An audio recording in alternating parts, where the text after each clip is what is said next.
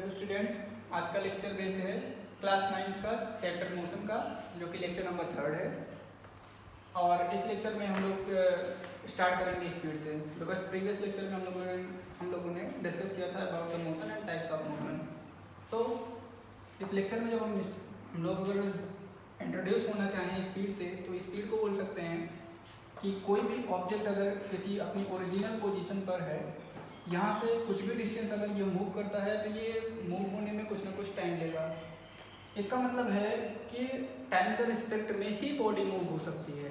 तो जब टाइम के रिस्पेक्ट में कोई बॉडी मूव होती है तो उसको हम लोग बोलते हैं रेट ऑफ। तो हम लोग यहाँ पर रेट ऑफ का मतलब होता है अपान में टाइम। इस रेट ऑफ मतलब अपान में टाइम जो है, पर यूनिट टाइम पर बॉडी जो है वो समथिंग डिस्टेंस को मूव करेगी। तो यहाँ पर डिस्टेंस को हम लोग डिनोट करेंगे डी से। इसका मतलब यहाँ पर जो फॉर्मूला बन रहा है D upon T, that is the formula of speed. So D is the distance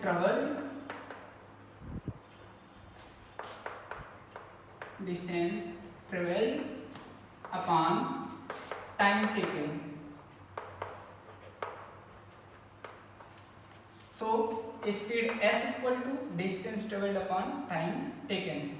for example, यहाँ पर मैं बोलता हूँ कि ये जो ऑब्जेक्ट है, ये इसका जो इनिशियल पोजीशन है वो A है, और इसको यहाँ एक फाइनल पोजीशन B तक पहुँचने में जो टाइम इसने लिया वो टोटल टाइम ड्यूरेशन इसका हुआ 2 मिनट्स। आफ्टर 2 मिनट्स सपोज इसने जो डिस्टेंस ट्रेवल किया है from point A to B, इसका जो टोटल डिस्टेंस है वो 100 मीटर्स है, 100 metre. So calculate the speed of the object. तो हम लोग जानते हैं कि speed equals to distance upon time. Distance की जो वैल्यू है वो कितना है, 100 metres, but remember that time is given in minute, so you have to convert this unit into second. सो 1 minute equals to 60 second, so multiply by 60 and you can get the answer in second, that is 120 second. So put there 120 second. So you can write here 10 upon 12, that can be cancelled by 2, then it will be 5 by 6 meter per second. That means इस object का जो speed है वो 5 by 6 metre पर second है। इसी के according अगर हम नेक्स्ट क्वेश्चन में ये बोलें कि अभी मैं आपको बोल रहा हूँ कि ये जो स्पीड है इस ऑब्जेक्ट का वो 5 मीटर पर सेकेंड है। आफ्टर 5 सेकेंड ये कितना डिस्टेंस ट्रेवल करेगा? Question is that the speed of the object is 5 metre पर second and after 5 second how much distance will cover it? So you can solve it by the formula s equal to d upon t, where d equals to you have to find, so there is suppose that d upon time is given 5 second and speed is given 5 meter. So s equal to 5 meter per second and d you have to calculate and time is given 5 second. So 5 equal to d upon 5 and d equals to 5 into 5, that is equal to 25 metre.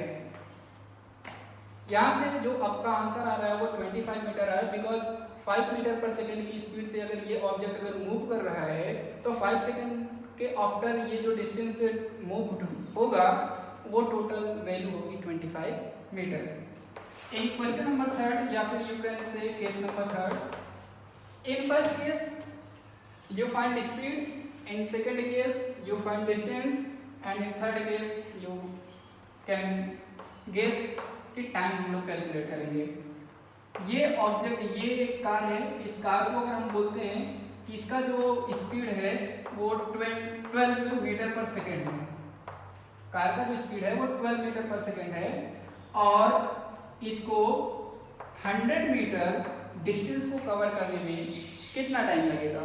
तो हम लोग मान लेते हैं कि ये इसका initial position था A और यहाँ पर जो कार है उसका जो फाइनल पोजीशन है वो क्या है, B, और इनिशियल एंड फाइनल पोजीशन के बीच का जो डिस्टेंस है वो 100 मीटर है और इसका स्पीड 12 मीटर पर सेकेंड है। So you have to calculate the value of time. So according to the formula S equal to D upon T, now we want to calculate time, that is T equal to D upon S, and the value of D is 100 meters and the speed of the car is 12 meters. So divide it 100 upon 12.